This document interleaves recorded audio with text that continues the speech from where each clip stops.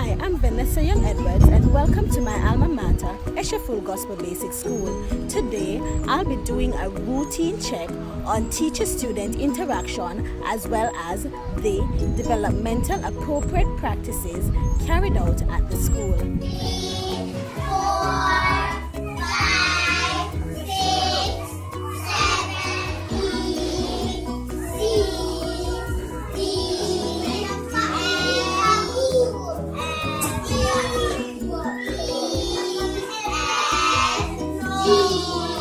H, I, J, K. Hi, I'm Vanessa Young Edwards, the coordinator for the kindergarten department of your school.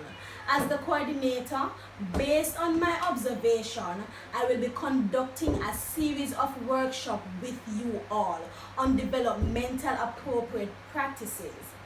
Welcome to our first workshop, and I do hope that there is something in this presentation that you will learn and apply at this school. The topic that we will be focusing on today is Standard 3 Interaction and Relationship with Children 3 to 5 years old. When we speak of Standard 3 Interaction and Relationship with Children, what are we talking about? This speaks of early childhood staff having the characteristics, training, knowledge, skills, and attitude to promote positive behavior and reduce difficult and challenging behavior in children. In other words, all staff in the early childhood setting should be trained and have the innate ability to promote positive behavior in all the children that they come in contact with. If you are wondering, why is she doing a presentation on this particular topic? I must tell you that I choose this particular topic because of this. Our children, they are our future. And at this stage in their lives, it's their molding stage, their foundation stage. And what is taught now at this stage is what is played out in their future. So, to secure a bright, healthy, and overall positive environment for their future, we must set the foundation right by treating our children right. Treat them right in our speech and in our actions. I have observed that the early childhood staff are taking the time out to do a number of things. The auxiliary staff come to school and cook and clean, and the teacher teach. Interaction and building a relationship with the children are not seen as important. Teachers should not only provide a learning environment for children, but also an emotional environment that gives children a secure base and support them to experience belonging and feeling safe while they are in our care. Having time and space to enjoy themselves in the presence of you, the teachers, and to explore their own relationship with others. Be encouraged and supported to be something of substance in life and to learn and grow with confidence to build their capacity, knowledge, and skill. If this is done, you will be actively promoting respectful relationships, opportunities to interact, and responsive engagement between yourself and children, yourselves and the family, as well as volunteers and students. In order for us to build relationship in early childhood setting between staff, volunteers, family, and students, there are appropriate and inappropriate practices that teachers must be knowledgeable of. First, I will start with the inappropriate practices. There are several, but I will only be highlighting 5 in this workshop based on my observation. This is where early childhood practitioners only interact with children in large groups. Individual interactions is reserved mostly for discipline. Children rarely work in groups where the early childhood practitioners move from group to group. No individual interaction is done between teacher and students, with the exception that a child is being disciplined. No form of relationship is built between the teacher and the student in order for the teacher to understand the type of child he or she is teaching, which would assist in finding the appropriate medium to connect with the learning style of the students. So, if there is only large group interaction, there is no getting to know through individual interaction. And if there is no individual interaction, the teacher will not know the students that he or she is teaching as much as to know the students' learning style. And if the teacher does not know the student's learning style, a barrier is going to be created between the teacher and the student where teaching and learning is concerned. Early childhood practitioners do not seize opportunities as they emerge in children's interaction to recognize and encourage problem-solving skills and other pro-social behaviors. In this case, the teacher sees conflict developing amongst children and don't use the opportunity to teach children problem-solving skills or social behaviors.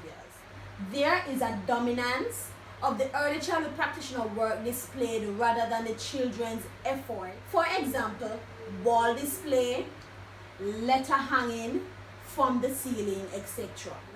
When entering the classroom, more of the teacher's work are hung on the wall of the school and little to none of the students' work is displayed. How will the children be motivated if their own work is not good enough to be displayed in the classroom? Early childhood practitioners express little interest or enthusiasm when children reach developmental milestones. When the children can say their ABCs because they could not, or count from 1 to 100, or read, no little congratulation or award is given to encourage them to continue learning. Early childhood practitioners ignore social value. Only children are expected to apologize. Unfairness is shown here. When a child does something wrong, the child must apologize. But the staff does something that requires an apology and the adult is too big to say sorry. What kind of example is being shown here to the students? After hearing about the inappropriate practices, here are just 5 appropriate practices that I want everyone to follow. 1. Early childhood practitioners undertake to work with children in small groups where the best learning practice takes place. Create small groups as well as individual interaction with students to generate the best developmental growth out of every child.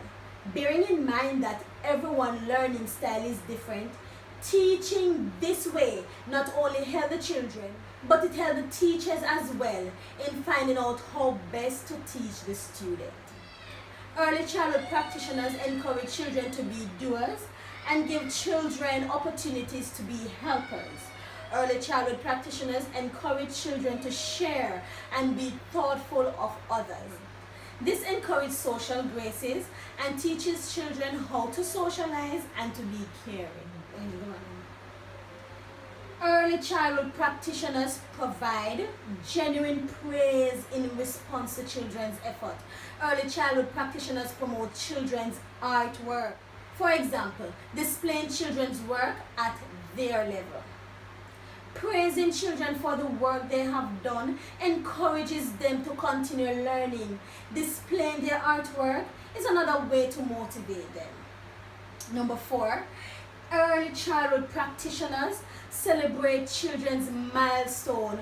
For example, reading their first word, tying their own shoelaces, etc.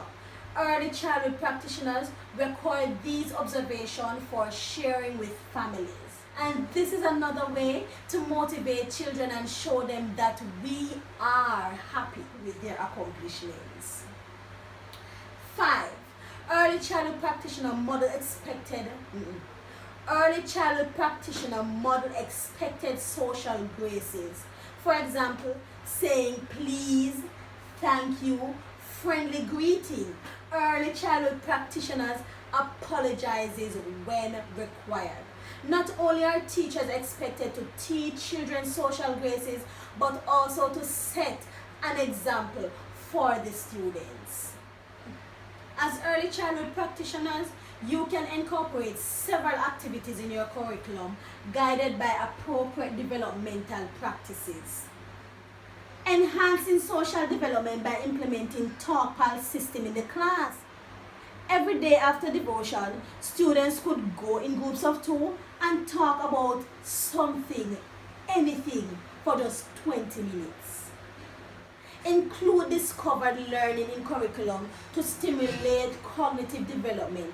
Example, have 3 or more ABC charts in the class and call words and ask children to touch the letter that the word begins with. Have small group activities as small as 4 persons in a group. Group them by their learning style similarities. This can be fun and interactive for children, as well as push the teachers to learn the different learning styles of the children. Projects assigned can encourage parental involvement, so a relationship between teacher and parents can be reached. And last, play is very important in a child's development. It targets every single development of a child. Social, cognitive, physical, just to name a few. And in closing, if we practice and include developmental appropriate practices in classrooms, as well as using the principles of child development and learning as a guide to create curriculums for a class, activities can bear fruitful results for early childhood practitioners. Thank you. There is no one like me. There is no one like me.